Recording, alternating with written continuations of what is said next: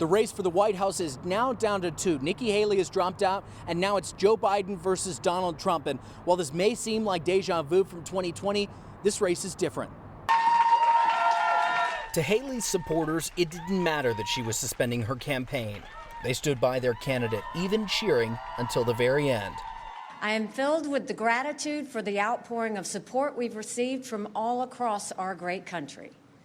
But the time has now come to suspend my campaign. 2 News' Olivia Wilde joins us live now from the Savannah Civic Center where the Vice President spoke. And Olivia, what was the Vice President's message today?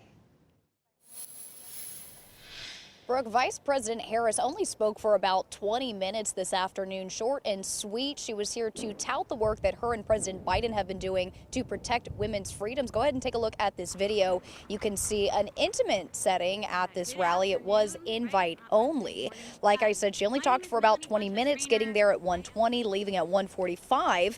Here is the moment she touched down in Savannah. She shared a moment with Mayor Van Johnson, who introduced her. I will note there was also a pro-Palestine protester at the rally that interrupted it. The vice president did take time to mention it, saying the woman had a right to free speech, but the vice president really focused on the current abortion laws in Georgia. And in Georgia, because of the way the law is written, no exception for rape or incest unless they file a police report to get permission. Go to WJCL 22 News anchor Brooke Butler live outside the CNN Midtown studio. Brooke, Atlanta is busy tonight with a lot of events, including this debate. Yeah, Greg, that's right. And it's certainly not common that you have a former president and a current president in the same city headed to the same place. So local law enforcement not taking any chances tonight. They have a lot of precautions set up here. They have barricades. They have this whole area around where the debate is taking place blocked off to the public. How important is Georgia to Donald Trump? I think Georgia's important. I think every state in this country is important to Donald Trump. I think Georgia's important to this election. And I think Trump is going to succeed here in Georgia. Talk to me about the importance of the first debate happening in Georgia. How important are Georgia voters? Georgia voters are very important. Very, very important. We want to win every vote in Georgia. Every vote. Black votes, white votes, we want them all.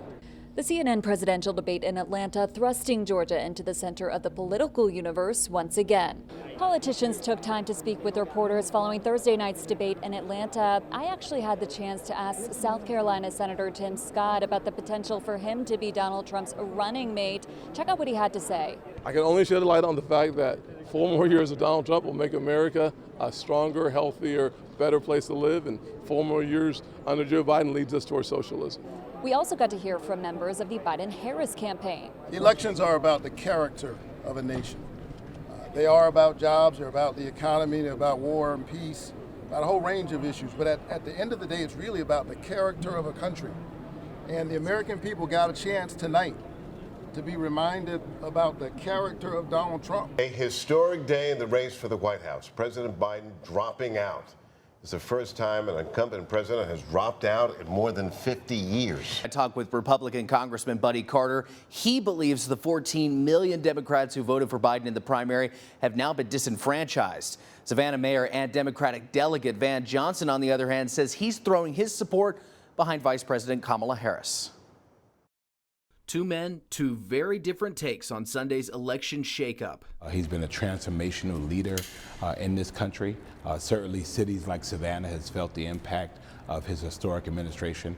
And, we're grateful for our service. They pulled a coup here over the 14 million Americans and Democrats who voted for Joe Biden to be their nominee. And they should be held responsible for that. Johnson, a Democrat on the rise in Georgia, will be at the Democratic convention next month. He says as of now, he, like many other Democrats, will be supporting Vice President Kamala Harris. Carter, a Republican who represents Georgia's 1st congressional district, believes it doesn't matter who the Democrats nominate. Carter says it's Trump's race to lose. Live look at the rally that happened today at the Market Arena. Harris finished speaking just a few minutes ago. I also bring greetings from our president and a great friend of the state of Georgia, Joe Biden.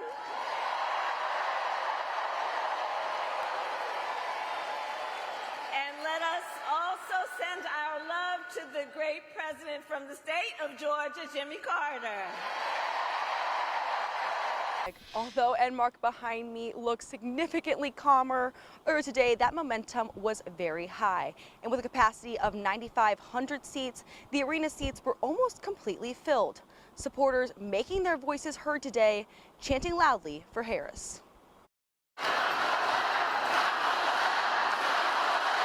Kamala! We gonna win, girl! Let's go! Thousands of excited people packing inside the Enmark Arena Thursday night, arriving hours before the event to secure their spots. I'm really excited to be here. I actually wasn't going to come. I was thinking, I've got to miss work, and I was afraid my boss wouldn't be supportive, but she was. The arena, which holds 9,500 people, nearly at capacity, with supporters waving signs, wearing campaign gear, and chanting in support of Harris.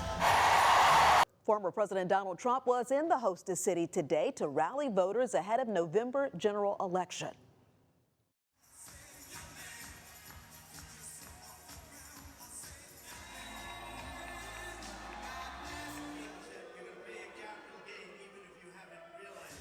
Now, he spoke at the Johnny Mercer Theater to thousands of supporters. WJCL 22 News' Lydia Blackstone was at that rally. Joins us now live from outside the event. Lydia, tell us, what was it like in there? Shannon, was very energized in there. They did choose the Johnny Mercer Theater to be the location instead of the Enmark Arena because they wanted to create more of that town hall feeling in there. And they definitely did that with lots of supporters filling the Johnny Mercer Theater. Now, former President Trump's goal was to speak on the tax code of manufacturing. However, he spent a lot of time criticizing his opponent, Kamala Harris's policies, especially on the border and the economy. Prominent GOP leaders like Marjorie Taylor Greene, Buddy Carter, and the Lieutenant Governor of Georgia came to speak as well in support. Trump coming off 2 assassination attempts on his life. He shared his thoughts on that. You know the nicest thing when people say, it was God, and God came down and he saved you because he wants you to bring America back. So many people say that. But then he went right back to talking about the Biden-Harris administration. There is more enthusiasm now than there ever was for 2016 or for 2020. We are continuing our team coverage with WJCL 22 News' AJ Sisson. And AJ, you've been outside the Johnny Mercer Theater with reaction from supporters. What can you tell us? Well, Shannon, you just heard how energizing it was inside, but out here at Orleans Square, right outside of the Johnny Mercer Theater, there were thousands of people lining the streets. The majority of them couldn't get in. Doors were opening at 10 a.m. this morning, but they closed themselves around 12:30, and those lines were still extending way outside of the Johnny Mercer Theater itself. But lines certainly after the rally started at 1 o'clock, they started to subdue themselves. All of these Trump fans are so dignified and calm and nice. We kind of got cut short. I just found out that they're not letting anybody else in, so a little disappointing, but at least we're here and we met new friends. Commitment 2024. As we gear up for the presidential election, WJCL 22 is committed to bringing you the facts that matter most. Georgia and Savannah are going to be right in the center. Georgia, for the past 2 election cycles, voters in this very state, you who are here, have delivered. We'll dive deep into the local candidates vying for your vote. It's a special honor when you represent the area that you grew up in. I want people to know that I am someone who commits to her path.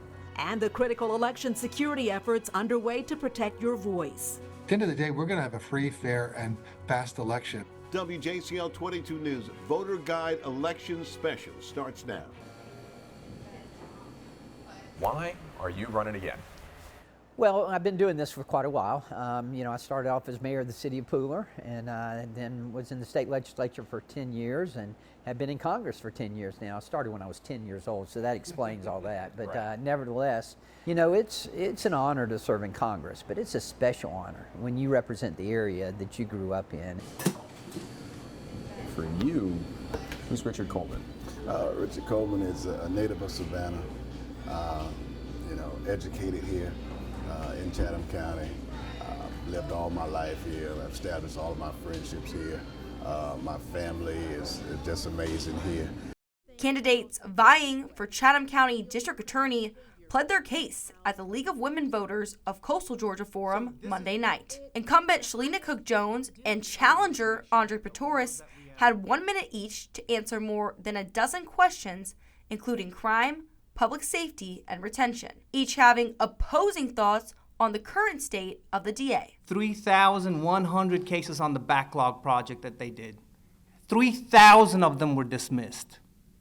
So that means only 100 of those cases were viable. Even post-COVID with fewer resources, we've been able to start and establish diversion programs, community-based strategies like our Show Us Your Guns program, our mental health diversion, our mentors program. The candidates also addressed allegations some claim are ethical violations. Cook-Jones defended her recent dismissal of 6 Savannah murder cases. Doug Emhoff further makes history as becoming the first second gentleman in all of our U.S. government, and he could make history again, but becoming the first gentleman in U.S. history if Kamala Harris gets elected as president.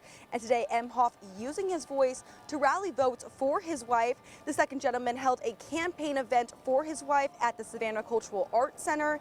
He was introduced by Chatham County District 6 Commissioner Aaron Adot, Senator Derek Mallow, and Savannah Mayor Ben Johnson. Emhoff praised Georgia voters for setting record numbers in the first days of early voting. Emhoff saying, unlike Trump, Harris has serious plans for the country. Ways to start a small business, tax deductions and other help so we can spur small business growth, expanding the child tax credits, which we desperately need here to make it easier to start your family. Vice President Kamala Harris's running mate, Governor Tim Walz, held a campaign rally in the hostess city. The visit comes 2 weeks after the second gentleman's campaign stop and 2 months after Harris herself rallied in Savannah. WJCL 22 News' Tia Maggio joins us now live from outside Victory North. That's on Whitaker Street, where Walz held his rally. And Tia, we are just 1 week out from Election Day. That's right, Shannon, and that means we're about 1 week away from not only having a new president, but a new vice president. And right now, right here in Georgia, there's about 7 million registered voters at a key battleground state right here in Georgia, and that's exactly why Harris and Walz are looking to secure as many votes here as they can. It is good to be back, Georgia. It is good to be back. On Tuesday, a week out from Election Day, Governor Tim Walz came back to the hostess city to rally more votes. Get that person who says, oh, I'm just really not into politics. Too damn bad. Politics is into you. So go get it done. At the rally, Walz was introduced by leaders like State Senator Derek Mallow and Savannah Mayor Ben Johnson. Governor Walz has spent his entire career serving our country. He has served our students as a teacher. Shout out to teachers. Walz's main campaign points centered around the economy, women's rights, and affordable medical care. This is not a new pair of tennis shoes. This is insulin that you need to save your life. And so when we capped it at $35 for seniors, she wants to take it for everyone. We did it in Minnesota. Please welcome First Lady of the United States, Dr. Jill Biden. Float is in the hostess city, energizing a small but mighty crowd of volunteers. Let's remind people that Kamala has spent her entire career fighting on behalf of people. The other guy, well, like we said, he only cares about himself. Savannah, the second stop on a blitz across Georgia for Dr. Biden Saturday, after sending off volunteers in Macon just a few hours earlier. Her message across the Peach State, Georgia votes matter, now more than ever. This election is going to come down to just a handful of votes in battleground states like Georgia. Tonight, the votes are coming in for former President Donald Trump, Vice President Kamala Harris. WJCL 22 News has live team coverage all across Southeast Georgia, South Carolina, the Low Country. And remember, you can see live, real-time results at the bottom of your screen all night long. Thanks for joining us, everyone. I'm Greg Coy. And I'm Shannon Royster, and we begin tonight with the race for the White House. For the Georgia State House District 162 has a clear leader, the Democrat Carl Gilliard. WJCL 22 News' AJ Sisson is at a watch party with the incumbent representative, Carl Gilliard. Good evening, AJ. Well, good evening, Greg, we're here at the Bluff Hotel right on West Bay Street in downtown. Let's get right to it. Our projected winner here, Carl Gilliard. Carl, congratulations. We have you as a projected winner. How are you feeling right now? Well, give God all the glory for allowing me to serve the people. You know, it's been 8 years, and the people decided, the mandate was there, that they appreciate the work that I do. So now it's time to roll up our sleeves and continue and finish the work. Now the votes are in. The Chatham County District Attorney, the incumbent Shalina Cook-Jones, will hold on to her seat. She is the projected winner. Talk about the excitement this morning. It was very exciting last night. This morning is like, it's a surreal moment. Right? It happens, and you can't believe it happened, but it actually happened. And now you're in a position to do what the people of Chatham County have elected you to do. And of course, this is a man who's lived in Savannah his entire life, a former Johnson High Adam Smasher, yes. And no stranger to our community here. Talk about the excitement to be able to continue to serve the people of Chatham County. Yeah, I'm just looking forward to it. All the friends, the families, the relationships that I've built over the years, welcoming the new friends, new families, new relationships. Good morning. Congresswoman Nancy Mace secured a win against Democratic challenger Michael B. Moore. Mace had a large turnout at her watch party despite rain earlier in the evening. Her mother, referred to as Mama Mace, kicked off Mace's acceptance speech. Mace told her supporters she'll continue to fight for the Lowcountry in Washington, D.C., and says her plans include securing the border and, as a rape victim, fighting for women. She's also calling for unity throughout the state and nation. This country is very divided right now, but no matter what, it's going to be okay, no matter who ends up in the White House or how Congress turns out or the Senate. There are checks and balances within our government with the way that we operate between the legislative branch, the executive branch, and the judicial branch.